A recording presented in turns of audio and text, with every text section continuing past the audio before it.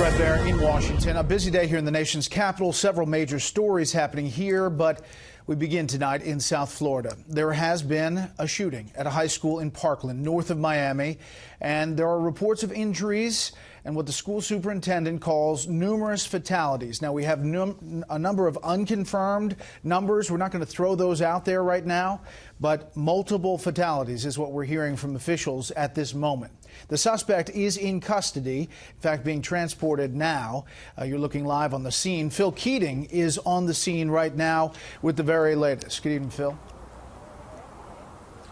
Good evening, Brett. The stay absolutely catastrophic, in the words of the Broward County Sheriff Scott Israel, who perhaps within 15 minutes is expected to come out here and update the media on this horrific day in Broward County, especially for the families of what have been confirmed by multiple people as multiple fatalities. We just don't know the full total number at this point. Off in the distance, you can see we are just about a quarter of a mile from the high school, Marjory Stoneman Douglas High School, a school of 4 grades, 3,000 students, described as your everyday American high school by students who I've spoken with. Well, you got the bomb squad down there. The FBI Mobile Command Center is down there.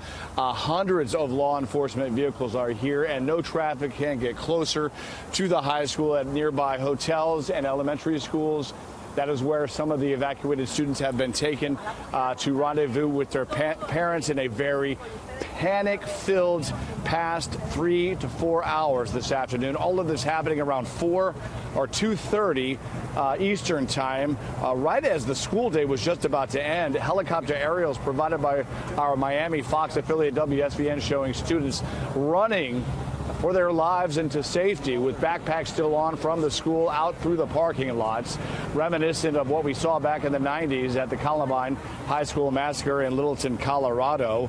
The suspect was arrested within about an hour and 15 minutes by law enforcement just about a mile and a half away from the high school, and he has been named, according to the Associated Press, citing an unnamed federal official, as Nikolaus Cruz, 18 years old, described as a former student of the high school, but not a current student. And some reports from students inside the school at the time of the shooting were that the alarm had been pulled for a regularly scheduled fire drill earlier that day, and around 2:30 p.m., that is when this suspected shooter pulled the alarm and then started shooting students as they fled the classrooms to run down the hallways. And so we do believe inside that school there are casualties that remain on the ground on what is going to be an enormous crime scene. Some of the most tear-felt moments came this afternoon when the Broward County School Superintendent Robert Rincey spoke about what he knew and what he saw at that moment. Take a listen. Can't confirm the number at this point, but there are fatalities involved here. Can you tell us at least how many transports? Do you know, maybe a dozen? I don't know the number that's been transported at this point, but again, there are numerous fatalities. It's a horrific situation.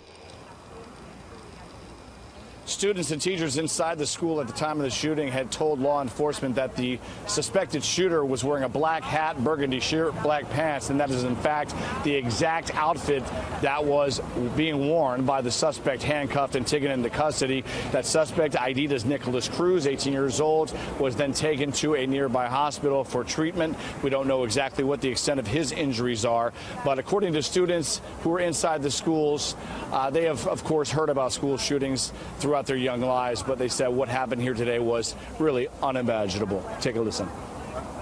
I was praying to God, thinking that he could save us all and that we could make it out alive.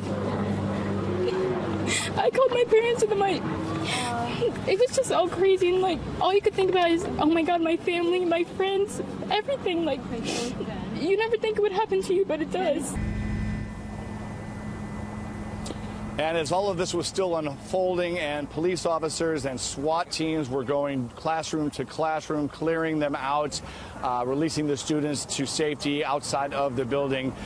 It was truly an unimaginable day as well for elected leaders. The governor, the president, both tweeting out comments and releasing statements expressing their grief and condolences to the families involved. Governor Rick Scott of Florida is on his way down here and should be arriving on the scene very soon here to be here in person tonight.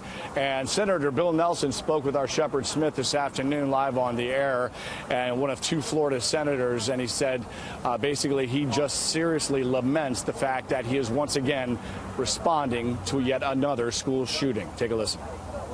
Our heart goes out to the families, the students, the school. They're grieving. I have already said my prayers to give them comfort, but this is a tough time. Again, we are expecting Broward County Sheriff Scott Israel, who last was appearing on national TV last year at the Fort Lauderdale International Airport at that horrible crime scene where the man opened fire in the baggage carousel area. He was a very on point and on the scene sheriff here in Broward County, Florida. So we are expecting him here hopefully within the half hour. Again, it is Valentine's Day, and some of the students first interviewed by local media this morning said, you know, we heard pop, pop, pop. We thought they were Valentine's Day balloons being popped by students because there were numerous Valentine's Day parties inside the high school today, and unfortunately those turned out to be not the sounds of balloons, Brett, but the sounds of gunfire. Yeah, Phil, the students telling the story from inside the classroom and trying to get out of that school as authorities were trying to get them out. A couple of more students talking to our local affiliate down there. Take a listen.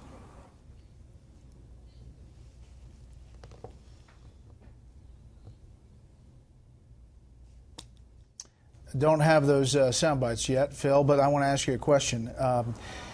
The shooter is believed to have gone to that school and 18 years old, but had some history about talking about showing pictures of guns, according to Trace Gallagher getting that from authorities down there.